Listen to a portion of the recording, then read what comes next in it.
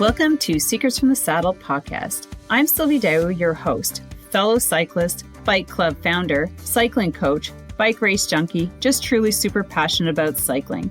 My journey with cycling started 20 years ago when I opened a spin studio, started a women's race team, and founded a women's only cycling club called BIKEFIT Chicks. I'm super thrilled to reveal all aspects that make the world of cycling operate.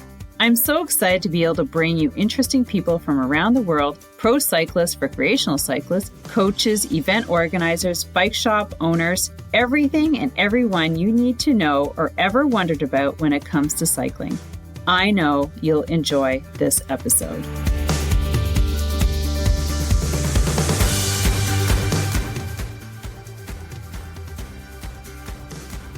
Hey everyone, what's up and how are you doing? Now, I hope in your neck of the woods it's still not snowing like it still is here, but wait until you listen to this amazing podcast episode with Jesse Jarjour of MYVELOFIT. He has literally created an AI-powered online bike fit company. So what you could do is you can get his downloadable app and really apply it to any one of your bikes at home and bike fit yourself. Now, it's not to replace the professional bike fit where maybe they're helping with placement of your cleats, but this is an amazing way that you can do your own bike fit at home if you don't have access to being able to be close to a bike fitter, or maybe you can't afford a bike fitting because they are expensive. And if you have multiple bikes, it can really get expensive. So the really cool thing about Jesse's MYVELOFIT Bike Fit AI platform or app is that you can do everything at home. So I hope you enjoy this episode. Definitely check him out on the socials, and maybe this is something that can really help you with, a little bit of, getting your bike fit right. And if you're, hurting in certain parts, this is something that is a must, because I've seen people blow out their knees, hips, backs because their bikes have not been the right fit for them. So make sure that you do your due diligence because you just love cycling and you want to ride without pain, most importantly. So enjoy this next episode with Jesse. All right, everybody, welcome back to another episode of Secrets from the Saddle, All Things Cycling podcast with your host, Sylvie.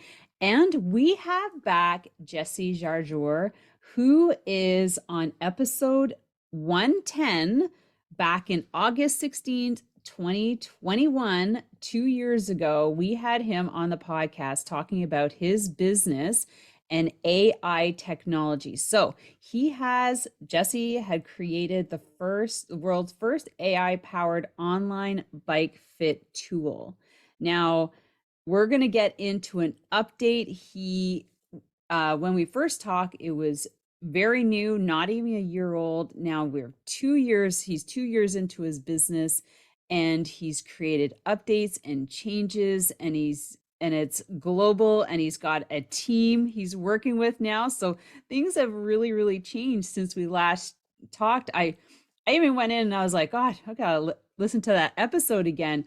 You really do need to listen to that first episode to capture what we're going to talk about today and just how everything has improved itself. But Jesse, I'm so excited to have you back on the podcast to talk all about MYVELOFIT and how it's grown. Welcome. Well, thanks for having me. It's nice to be back. It's kind of funny to think how much we've grown, and 2 years is still a long time though. So it's been a while. But I mean, I look back at the product that we had then and the product that we have now, and it's just a world difference. So. Yeah, the world of difference. Yeah, From yeah. the inception to the product it is now. Yeah, exactly. I mean, we've made it a lot more stable. There's been a lot of minor improvements, and then we've launched our new bike sizing tool too to help riders pick the right size bike. Yeah, so that is exactly, you guys, what we're going to talk about today. So if you've gone in for a bike to buy a bike, you've always wondered, what size a bike do I need? And Jesse has created, part of his AI technology is a measuring tool that people can use to create or figure out what size of bike they should buy. Right, Jesse? Exactly, it's to help determine the best size, and it's partially a measuring tool, and it's also kind of an analysis tool. So the way we are going after the problem, you'll often look at bike manufacturers and they'll have charts, and they'll say Yeah. if you're between 5'6" and 5'9", you're this size, and if you're between 5'10" and 5'11", you're another size. Those don't Yeah. really take into account anything other than, you know, the remote potential that you might fit on that bike. We've talked to some of these manufacturers, and they know that this is not a good solution. And then on the other hand, you'll see some tools out there where you hand measure every body segment, Oh. and they'll tell you you're a 55 centimeter top tube, which also doesn't really solve the problem, because you can have two bikes with the same length top tube and they'll fit very differently. So Oh. what we've done, and it started to kind of track back a little bit, when I was planning to launch the sizing tool at the same time as the fit tool. I kind of thought they were, I mean, they are very similar in a way, but the scale of actually launching the sizing tool, it took almost a year and a half to actually get it out after we launched Fit. And what we do is we use the same technology that we use to analyze a person on the bike. So computer vision and pose recognition, where we draw a wireframe of the person. Mhm. That's kind of the core of our technology. But what we do with this one is calibrate those lengths and then put the person digitally on bikes, so we can visually see which bikes fit best, based on the position that people are after. Because there's also a component of position. So Mm. we might both fit the same bike, but due to your limb length, the position is very aggressive for you on one bike, and it's very conservative for me. So while we both technically fit the same bike, the position we're after is also a component of that. Oh, that is so true because I mean, I'm sure if everybody's gone in for a bike, they stand on that sizing tool, they hike that thing right through your crotch and like, okay, this is like your leg length, which is your inseam. And for majority, that's how they calculate the right bike for you, but it doesn't take into consideration like your torso size, which is what you're talking about, right? Like Yeah. we might have the same inseam, but I might have like a shorter torso, you have a longer torso. So the top of the bike is needs to be as adjusted as like just the size, right?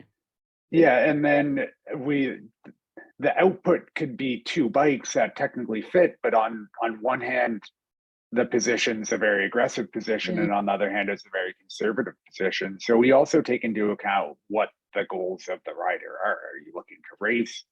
Are you Right. looking to go for long endurance rides?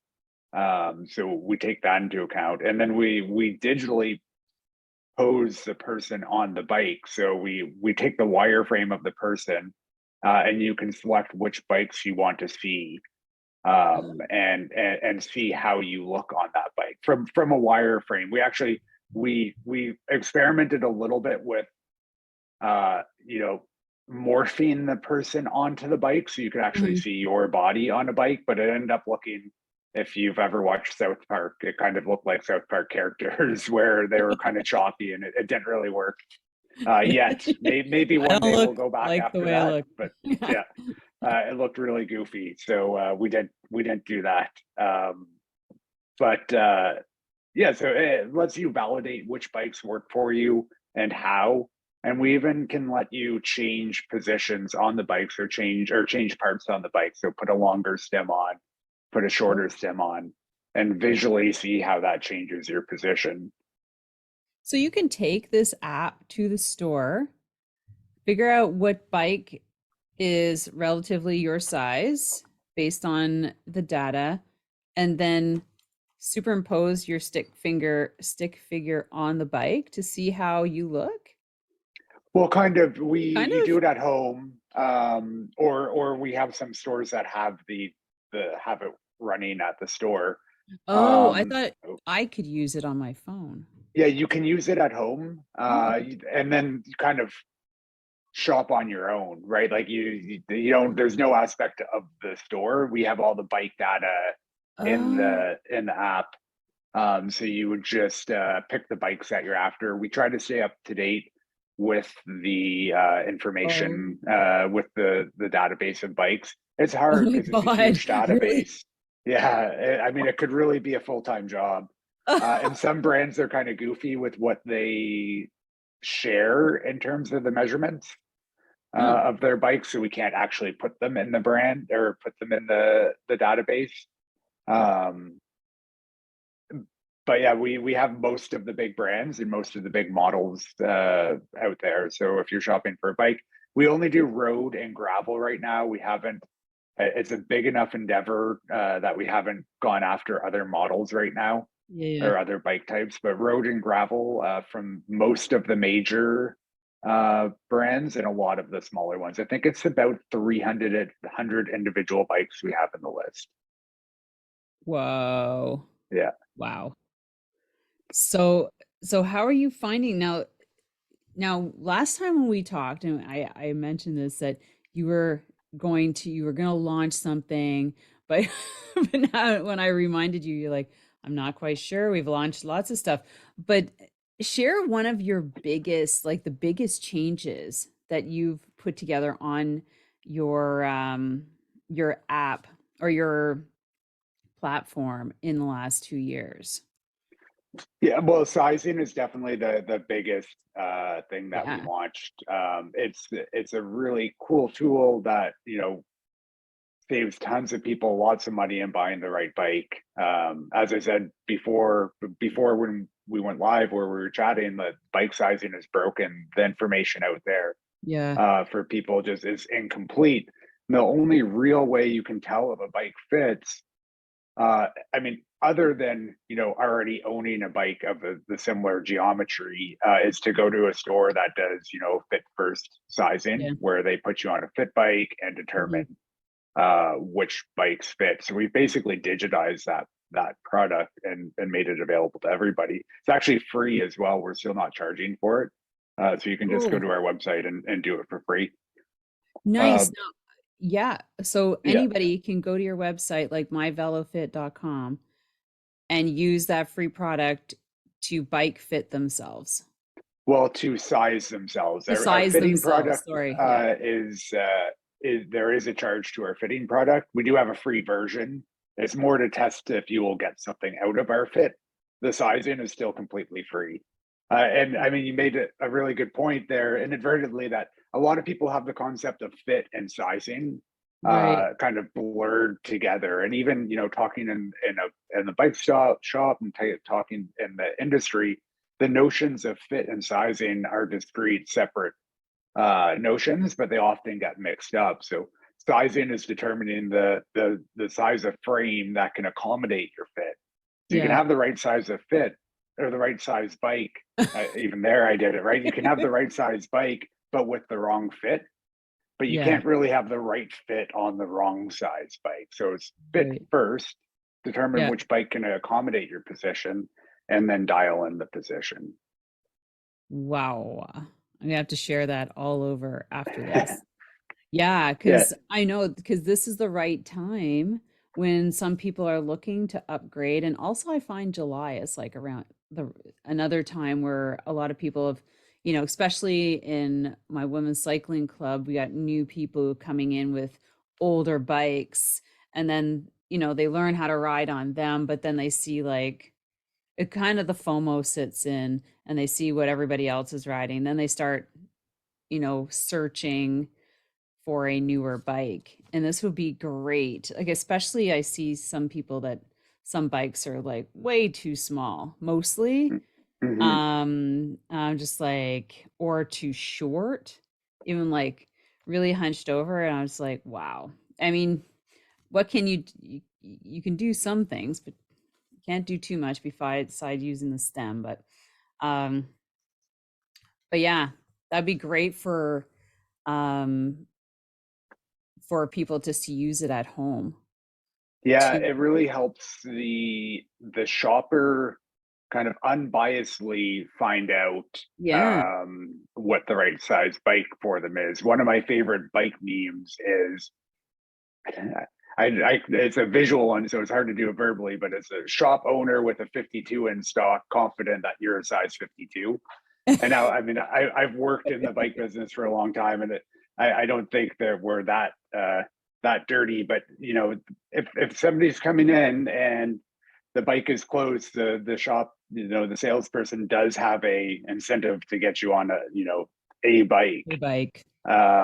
Whereas, is it the right bike? That's always the Uh-huh. question, right? So this is how you can go in with a list of bikes that are the right bike. And it's both an upside and a downside to how we've built our product is that we have such a big database that you'll typically have a lot of bikes that work really well, unless you've got Mhm. very uh, unique body shape or body structure, I should say, because shape has less to do with it.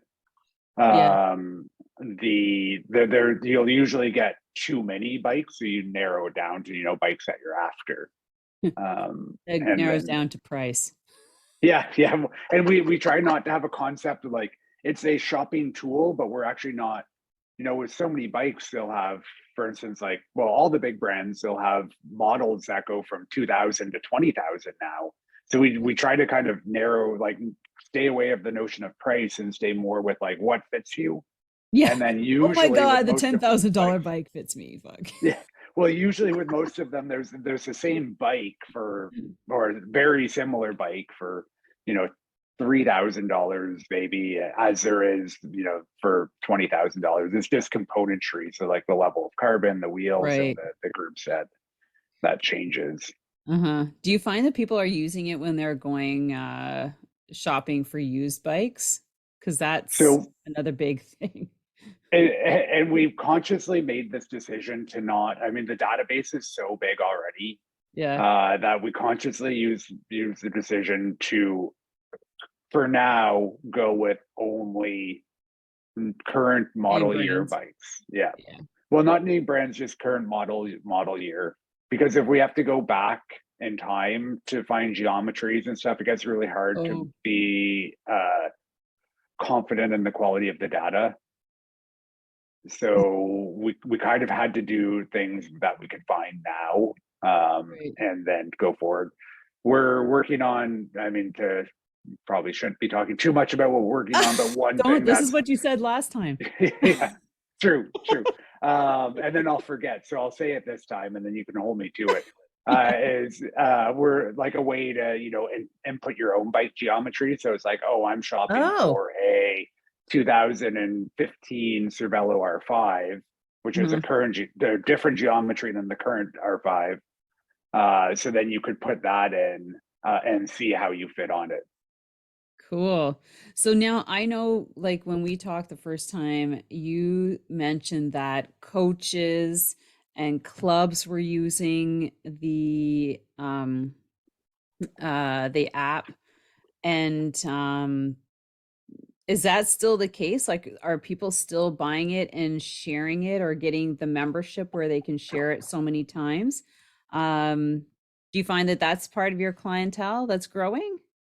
Yeah, yeah. We have our we internally we split it up between B2B and B2C. Hmm. So B2B would be bike shops, coaches, physios, um, other health professionals. We're definitely seeing a lot more organic growth in the B2C, so the individuals. Right. That's what's really exploded and let us kind of get to where we are today. Mhm. The B2B as well, we still do have people using that. We and it is also growing, just not at the same rate. And I think that kind of falls to like market size, where there's probably like tens of millions of cyclists that can use us. There's probably only hundreds of thousands of bike shops and Right. coaches that would find us useful. So we do have them. We kind of have more bike shops and physios. We've gone some clubs. Clubs are an awkward one though, because it's less obvious of like a commercial product where they can make money from it. So I mean, a Mhm. bike shop can offer bike fit, coach can offer bike fit through us. What we see more often with clubs is we just offer them, like either a discount, or the club can buy a bucket of individual Mhm. fits and then disperse them through their club. Yeah, do you find that because of that, like there's more education that needs to be done on that end, like when you hand it over to, say, like a group? Yeah, it would require more onboarding for sure, because there's a Mhm. much more dispersed. There's a much more kind of a larger discrepancy of knowledge of even adjusting the bikes, right? Where when we Yeah. give it to or set up a shop with an account, we know that somebody there knows how to adjust a bike and Right. make all those adjustments, and Yeah. they can do that as a central location to do that. Whereas with a club, everybody's doing it at home, and they might not have the tools, both figuratively and Mm. not to actually make the adjustments. Yeah. No, I can totally see that because I was like, that brings in a whole lot of questions from a lot of people on that side, when one person is trying to facilitate it throughout a Hmm. group. So I was just wondering if that was thing. So you got lots of people. Are you global? Do you have people Yeah, like around the world using your product? yeah, we've got yeah, all of like literally the whole world. um, we have it like places I never really thought. Like one of the ones that really surprised me was some people still using us in Ukraine, like during a war. That was pretty wild and surprising and humbling. Yeah. And then people yeah, like literally most countries have we've had one or two users come through. Our key, I Right. mean, we advertise mostly in the Anglosphere, so Yeah. that's kind of where most of our users are. But we do have, and it makes sense, right? Because people ride their bikes all over, Hmm. and a lot of places don't really have bike fitters. So that's where we're seeing Right. a lot of organic growth, where people, instead of asking in forums like, "Hey, how's my bike fit?" They can Right. actually, do a bike fit on themselves at home there. Oh, that is very handy. Yeah, Yeah, especially in rural areas where there's you can't get to a bike shop. And a bike exactly. shop that might not have somebody there to help.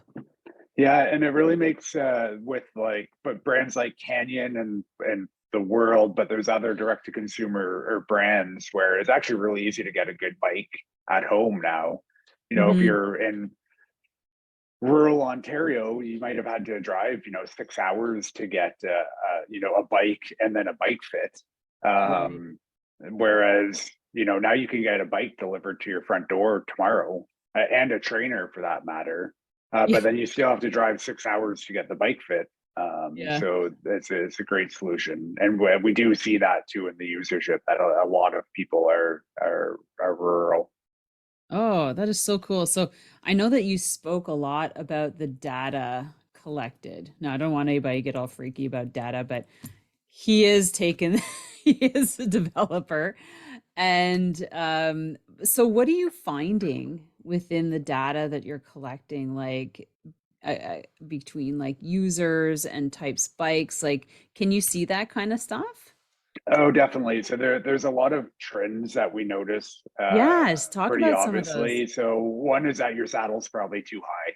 Like one of Oh, the yeah, like yeah, I've seen tons that. of people we see more high saddles than low saddles. So if you're at home and you're unsure, it's like a try lowering your saddle.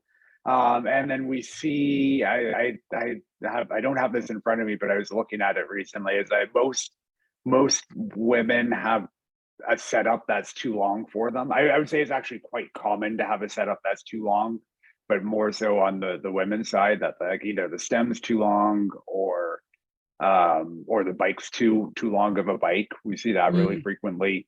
Those would be the two biggest like pure data observations standouts. in terms of Mm. like in terms of what's going on with the fit.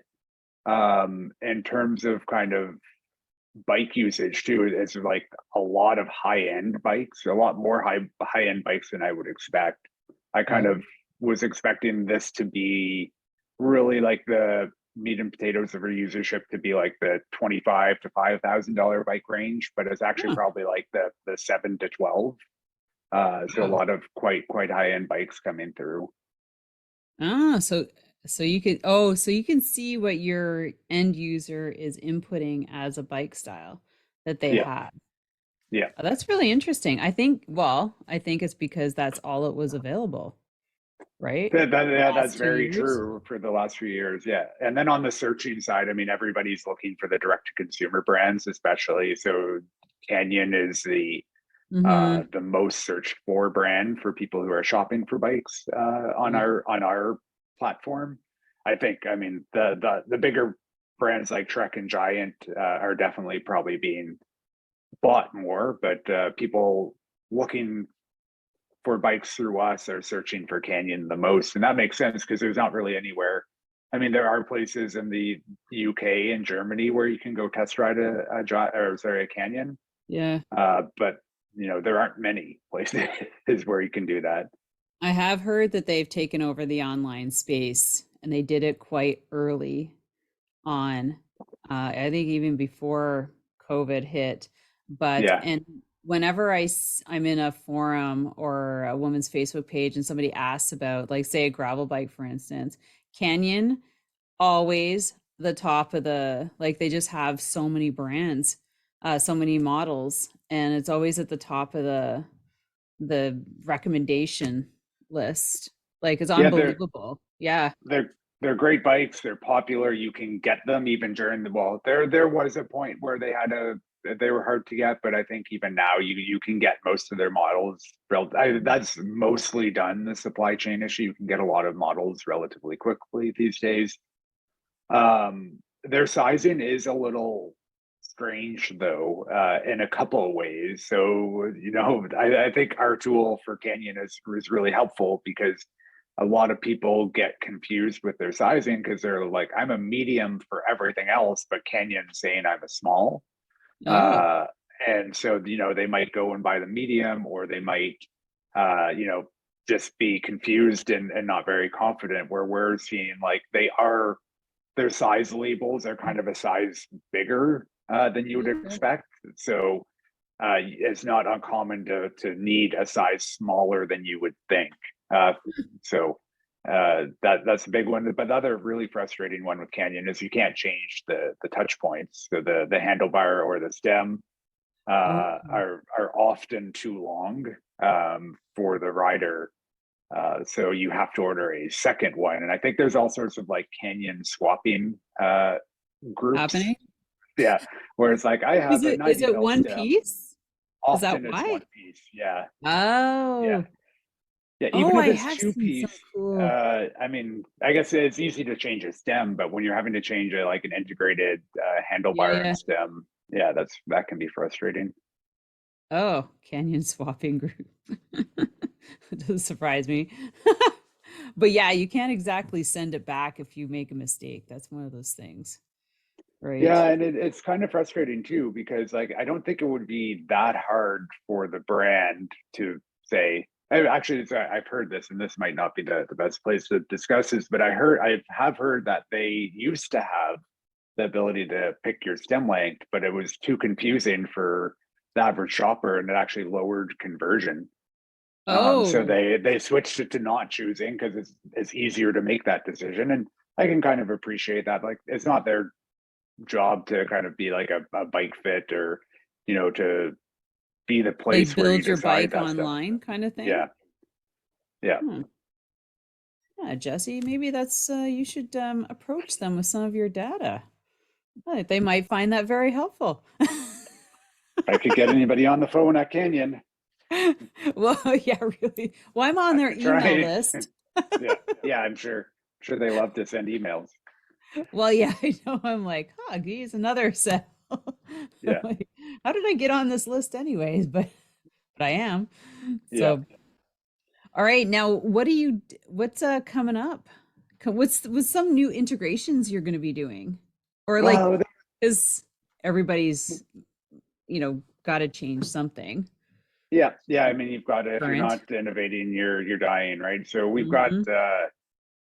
we have a long list of things we want to do. A lot of them, again, like the previous time, I don't really want to let too much out. I think we're looking at new ways to innovate how people fit their bikes and what data we use and fitters use to analyze the position. So the classic stick figure bike fitting has been done for probably 15 years now, right? It's getting kind of old. So we're looking at ways we can use our massive database of riders to train systems to make better, more relevant recommendations for how people are moving on their bikes. Hmm. Um, Without going into too much detail, I think there's the stick figure is a great, and a lot of fitters out there now are saying, using a stick figure to fit people and using, joint measurement, joint angle measurements isn't really the way to go. And I disagree with that. I think having quantified data is always a good basis. I mean, it can't be the only decision that you use Right. to adjust people, but it should be the basis of the fit. And we're looking at ways that we can improve the quality of data and improve movement screening and an overall holistic approach to what we see on the bike and make recommendations on that. What are So they that's kind of suggesting outside of instead of using in its place? Like, how can you let's a trained eye is one of the ones, right? Well, you have your fit gurus who are saying, I don't need this data because I can see how people move, which I don't disagree with that being part uh of a bike fit.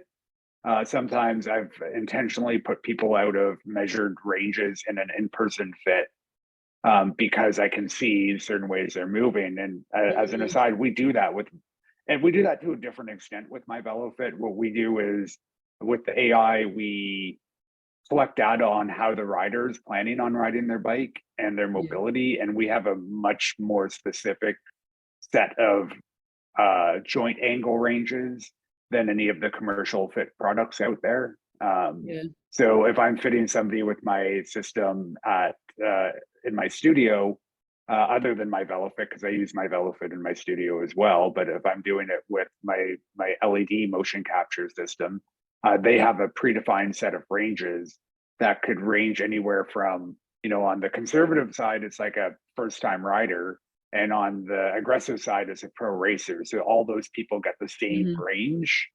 Yeah. Whereas with MYVELOFIT, we kind of dive into why they're like how they're riding their bike and what sort of restrictions they might have, and customize the ranges for that individual. Yeah.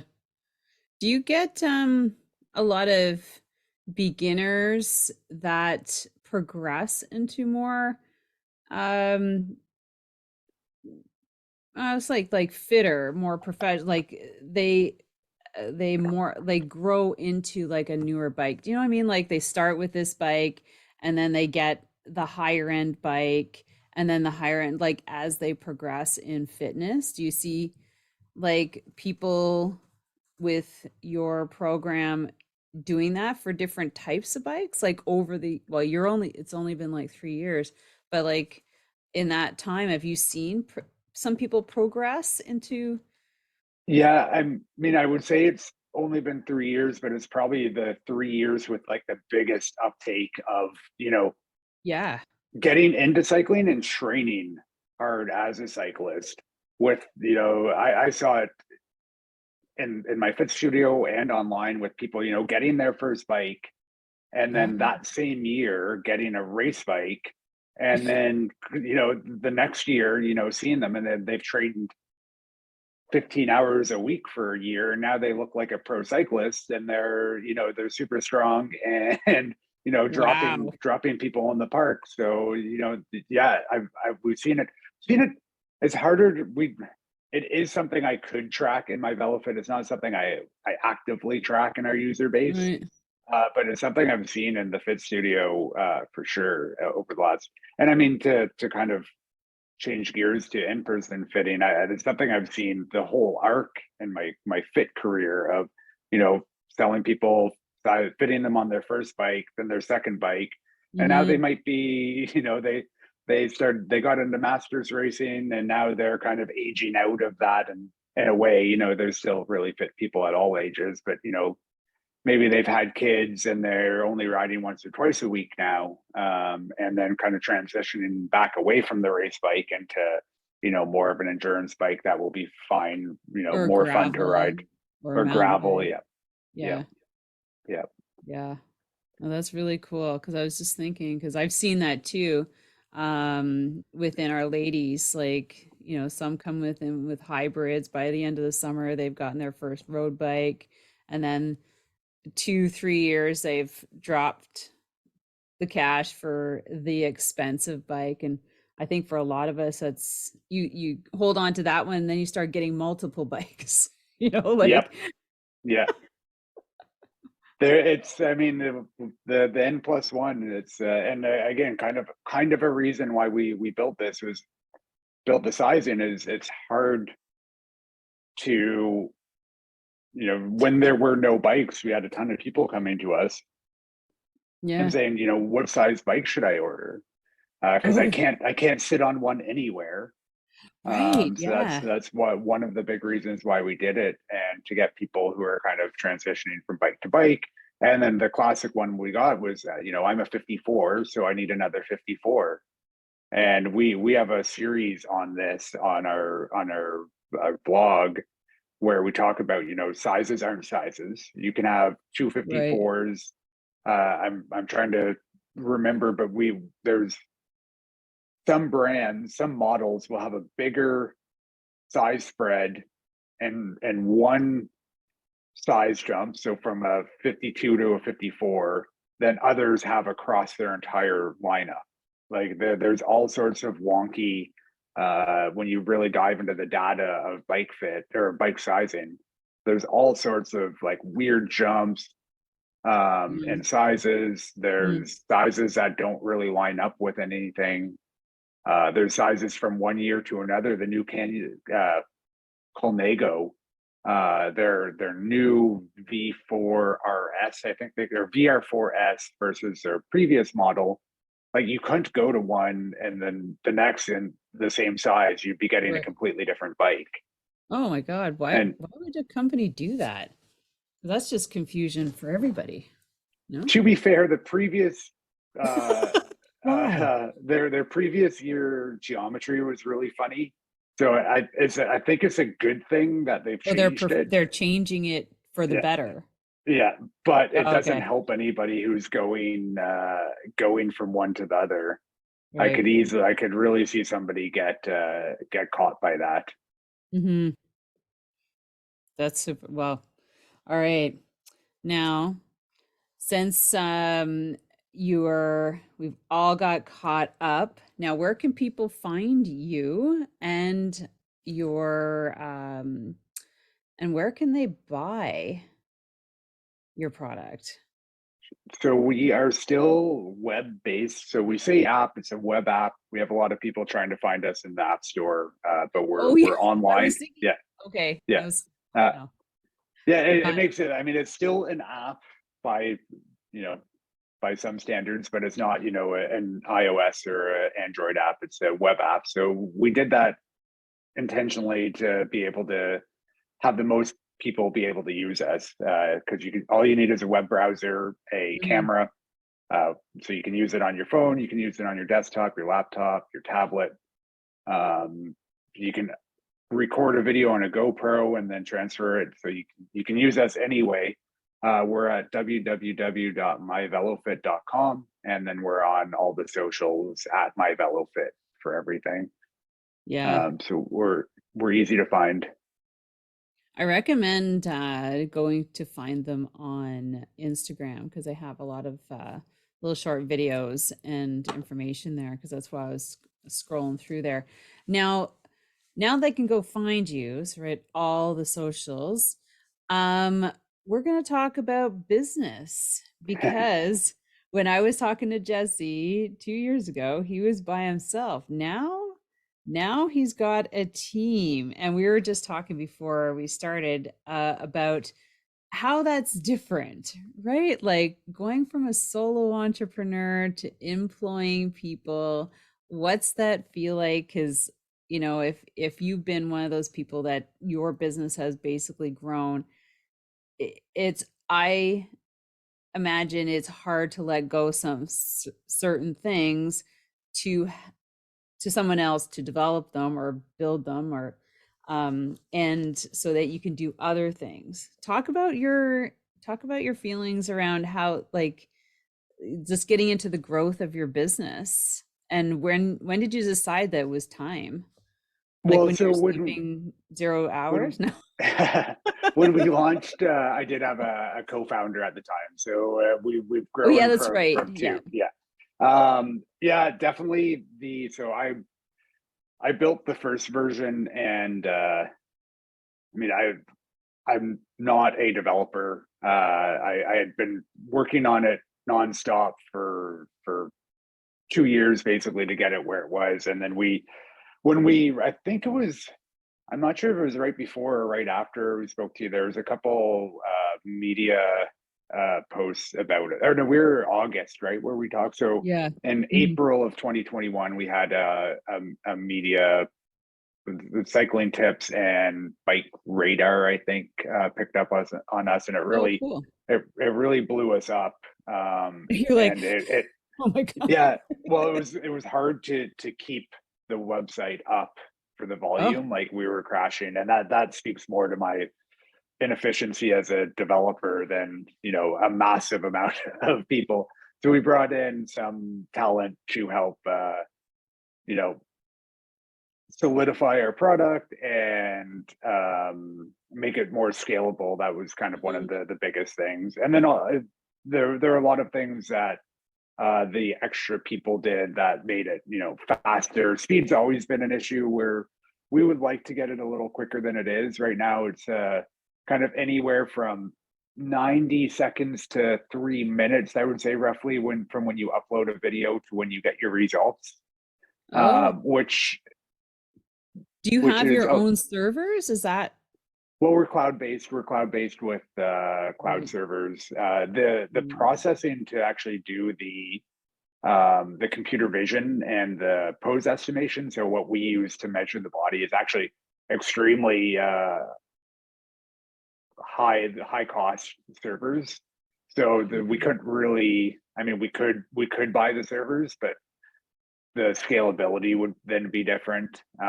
So we, Oh, we use cloud servers so it can auto scale. So whenever people upload, if we need more servers, it happens automatically. oh, okay. Mm. So the people we brought in were really good at kind of making that aspect more efficient. And Cool. then yeah, just a lot of really really cool improvements and kind of the usability of the product over the years. So it's gotten to be a much more user friendly, and we're still working on that. There's still these there'll always be improvements that we can make in terms of the usability, and then yeah, new products as we go. Yeah. Yeah, I guess you just don't think about that when everybody's like, yeah, we need media attention, but then you don't expect everything else that's going to come. You're like, you know, can handle it. Yeah, I remember. I think it would have been the Christmas before we yeah. So it would have been December. No, I'm trying to. There was one major holiday where we were getting a ton of usage, and it was like crashing in the middle of the night, and I basically stayed up all night kind of debugging and getting it up, keeping it up. we don't like, again, like we don't really have those problems anymore. But those were some growing pains. And all that being said, like we've never been down for more than a couple seconds, well, a couple minutes, like, and now it's, we haven't had any outages for a while. There's the occasional, uh, you know, general internet outage that affects us, from Yes. either AWS or one of the other big providers that kind of mess out with Mhm. everything. But people getting their bike fit when those things happen are usually the top concern. Yeah. People are worried more about their banking and other things and coming to us. No, when they're on Swift, Jesse. Yeah, yeah. That's the That's big one. If they can't get on Swift. or can't or their program freezes and you're like, Hmm. "Fuck." In the middle They'll of a stop sprint. and they just have to bike on their own. That's what I did the other Yeah, day. I'm like, okay, fine. I just need to put time in. I don't really need to be on this program, but it makes it a little bit more endurable. it's So so hard. Yeah, we've gotten so used to those things, right? I Like if you know. can't get Zwift to load, it's like, well, do I even ride? I know, right? And you spend like 20 minutes trying to figure it out. It's a huge waste. And that's the thing about being online. Like sometimes you spend more time trying to do it than your training that you just need to do, right?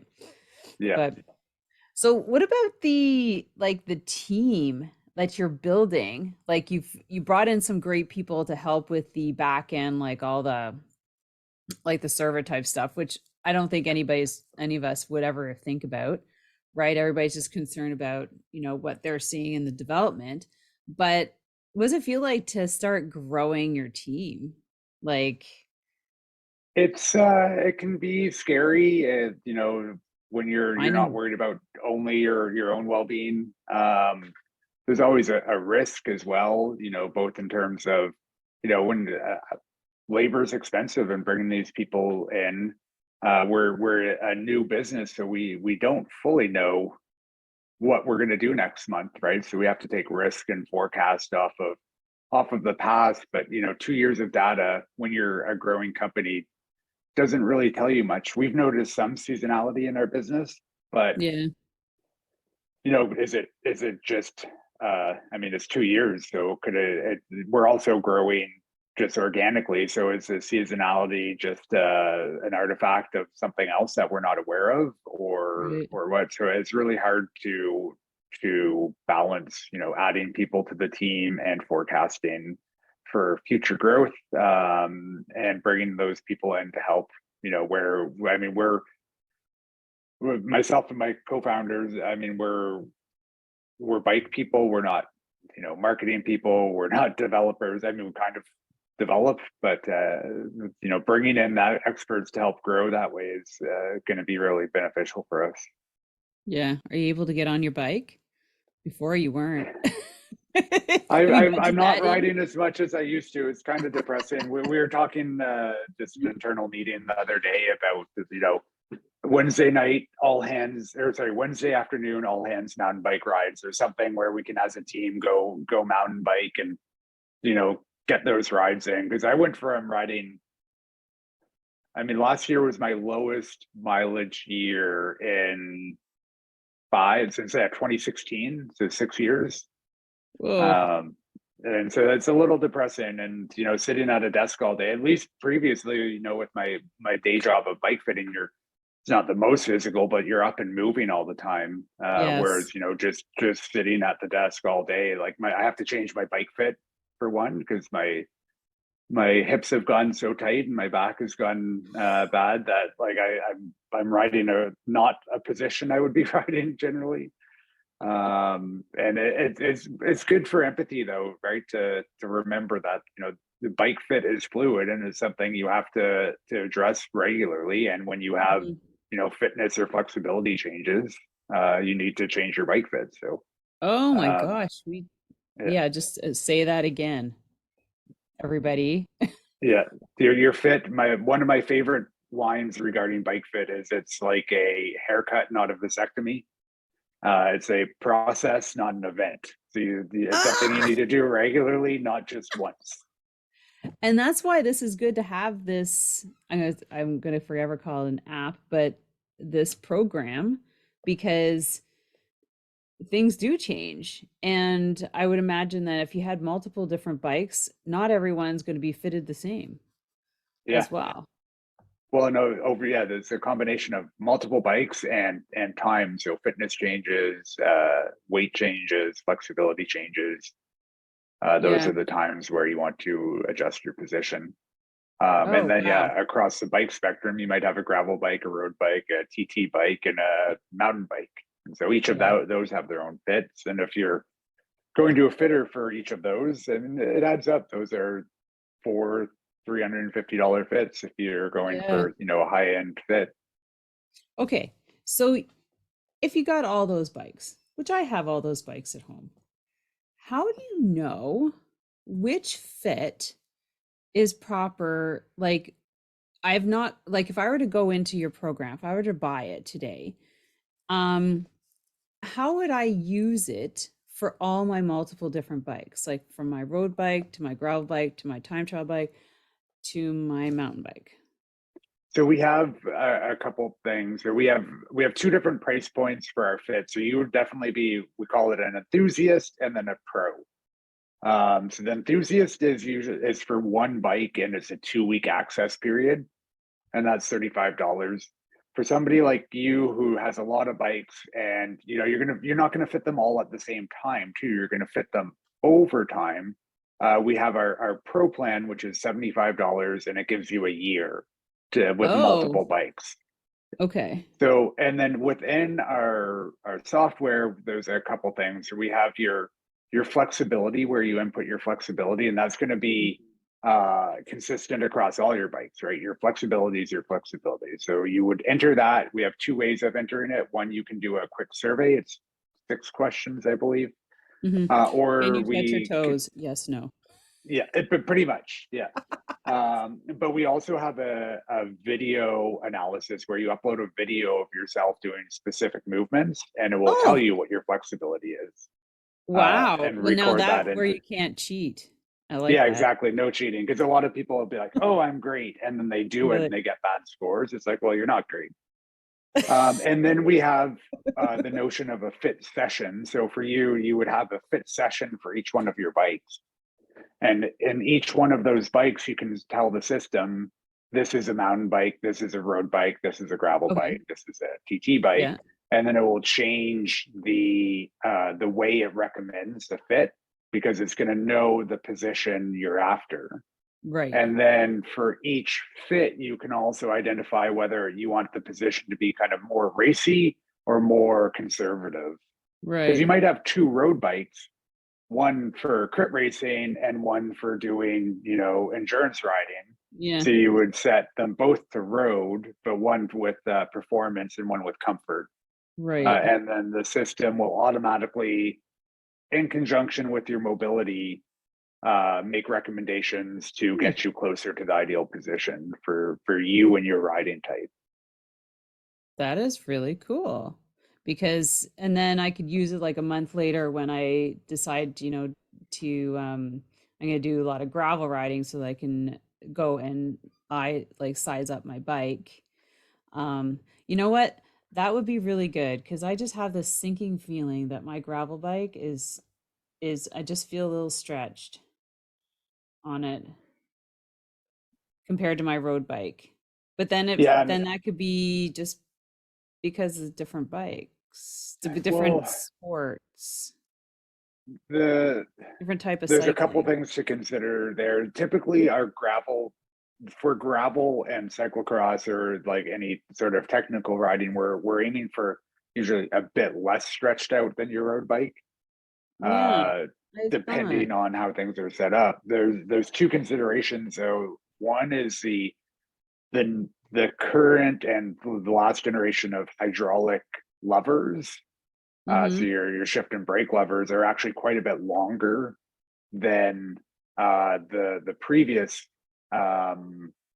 ones. So they'll be 15 to 20 millimeters longer than the non-hydraulic levers. Now, I mean, everything's hydraulic now with disc brakes. So, but if you're coming from a rim brake bike to a hydraulic disc brake bike, there's some longer levers there. And then the other one, especially we see with women, is a lot of the reach comes from them sitting further back trying to get on a wider point of the saddle than the front of the bike. So saddle's always a component of reach on a bike. Hmm. I'm just looking at my bike right now because it's like on the other side of the room. I'm just looking at, I'm like, all right, where's my saddle sitting? I think it's as far forward as I can get it. Mm. But yeah, I can see that. Yeah. Oh no.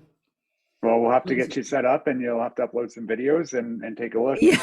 The other option that we have a lot of users do as well is you can also pay $75 more and I'll review your fit remotely and work with you on your fit. So we do have a lot of people from kind of all over the world do that as well. So it kind of lets you get like an in-person fit remotely. Oh wow, that must take up your time. It takes up time. It's not the hardest thing to do though, and it's kind of because it's people actually really like it because it's on their own schedule too. So it's Yeah, like yeah. usually a day back and forth. So they'll upload a new video, let me know they've uploaded a video. I'll look at it and tell them what to do, and then it'll be anywhere from 3 to 5 emails usually over the course of a week or two, Right. and then we kind of work on it together. So it can take a little bit of time, and we've talked about maybe switching it to like a Zoom call or something, but it's actually That's pretty efficient. yeah. I was wondering, do you send back videos? I don't. No, I usually just type it out. Oh, okay. Yeah, Zoom's kind of would be kind of yeah, it's always good because then you can like get all the questions answered. The only thing about my bike is that the stem is a different type of stem. It's like a square. It's Oh, not a typical road stem. so So it gets hard to make adjustments. I can't make adjustments. Like it's not like I can flip it upside down to make it, like change the angle or anything. It's like I don't even know if I could get another replacement or something shorter. So that's kind of the issues for that. But Well, and that's something we're seeing a ton now. There's so many bikes that are going to either one piece bar stems or yeah, you're saying. or um, proprietary stems. So our sizing tool allows you to play with the stem length. Mm-hmm. So you can figure that out before you buy. And then usually a lot of shops will let you, change stems new for no cost. And bike brands will Right. do that as well. Yeah, yeah. Yeah, if you know that ahead of time, that's always helpful for sure. Yeah. All right. That is super cool. All right, everybody. Did you hear that? You could put all your bikes in there for $75 and you could pay an extra $75 to have Jesse give some feedback if you're really stuck. Or if you'd like to have that one-on-one. This has been awesome, Jesse. All right. Well, we all know where to find you, myvelofit.com. I think that's the same across all socials like Facebook, Instagram. I think you're on YouTube, right? We're just working on putting out more content on YouTube. It's also at my velofit there. Yeah. Content. Have you got Yeah. yourself a content manager yet? Well, I mean, this is it could another full-time job that we're gonna have Oh, to hire soon. totally. Ugh, Yeah. God. Anyways, thanks so much, everybody, for listening in. Now, don't forget to put your notifications on wherever you listen to this podcast. Follow us and Jesse on YouTube. You'll find us at Secrets from the Saddle podcast and Jesse at My Velo Fit, and putting those notifications on so you don't miss another episode. Thanks, everybody. Have yourself an amazing day, and make sure that you check out his platforms. Take care, everyone. Bye. Thank you. All right, people, there you have it. Jesse Jarjour from My Velo Fit here in Ottawa. And if you're sitting anywhere in the world and you have multiple bikes that you would like to figure out if your bike fit is right for those bikes, this seems to be, or this is the program for you. So check out MYVELOFIT.com. Like Jesse was saying, you could buy the $70 1-year membership, and you can put all your multiple bikes in there and size them up to make sure that they are right for you. And having it for a year is not a bad idea, because sometimes things shift and you're like, oh my God, I got back pain. Why is that? You can always go back and check your bike fit, which is super handy because, like I said, sometimes I'll just give you an example. My seat post would slide down, and over, maybe a month, and I'd be like, oh my God, my legs, like this feels different. I'd noticed. But if you're not that intuitive, then maybe this is just something really good to have, and you can always check, right? So I hope you enjoyed that episode. I'm really excited that we were able to get Jesse back on here for an update, and exciting that as an entrepreneur, it is going strong and he is employing people. So have an amazing day and enjoy that episode. I hope you enjoyed it, and I hope you take advantage of checking out Jesse. Take care, everyone. Have an amazing day. Bye. Thank you so much for spending this time with me on the Secrets from the Saddle podcast, learning more about citing people, places, and things that make cycling such an exciting sport. I am so glad you stopped by today. Please leave me a review if you feel so moved to do so. I would love to hear your feedback. And if you could take 1 second to share this episode with someone you think would enjoy it, I would be forever grateful. Also, if you could please leave me a review if you feel so moved by going to iTunes and leaving me an honest thought and an honest comment, telling me what you think, and most importantly, tell me what you'd like to hear more of. It would really help me to bring more great, inspiring cycling stories to you. Until then, have an amazing day. Make sure you ride your bike. And don't forget to visit my YouTube channel if you'd like to see the full version of this podcast live.